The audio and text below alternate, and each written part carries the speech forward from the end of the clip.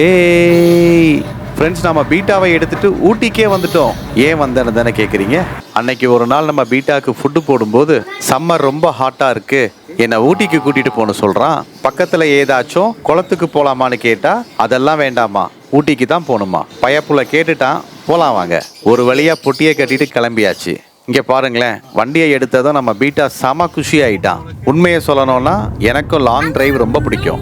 மதியம் 12 மணி ஆகவே வண்டியை சேலத்தில் நிப்பாட்டி ஸ்ரீ வாரி கடா விருந்தில் நான்வெஜ் மீல்ஸ் ஒரு புடி பிடிச்சாச்சு.